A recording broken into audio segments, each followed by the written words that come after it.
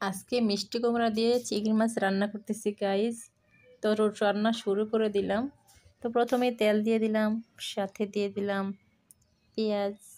পেঁয়াজের পাশাপাশি দেখো চিংড়ি মাছ দিয়ে রাখছি, আর চিংড়ি মাছের যে মাথাগুলো এগুলো বেটে নিচ্ছি।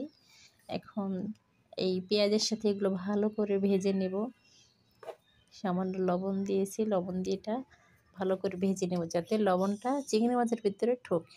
তারপরে দিয়ে দিব মশলাপাতি, জিরা বাটা, মরিচ, কাঁচা মরিচ দিয়ে দিলাম, শুকনো সব মশলা দিয়ে দিব, মরিচের পাউডার এবং হলুদ। এগুলো দিয়ে সাথে একটু পানি দিয়ে দিব, সাথে কিন্তু জিরা বাটাও দিয়েছি। তো এটাকে ভালো করে কষিয়ে নেব।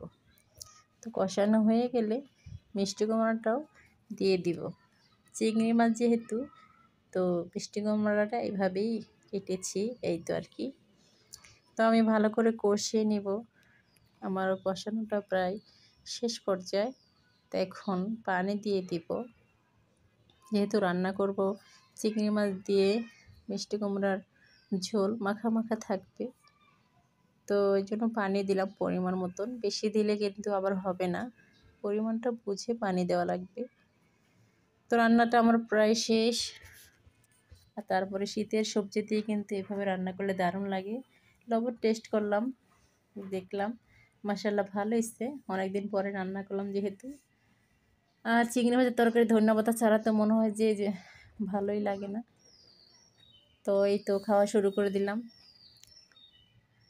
তা আজকে রান্নাটা কেমন হয়েছে আপনারা অবশ্যই কমেন্টে জানিয়ে। তো গাইজ, আপনারাও রান্না করবেন গুঁড়ো চিংড়ি মাছ আর মিষ্টি কুমড়া, এভাবে রান্না করবেন, খেয়ে দেখবেন।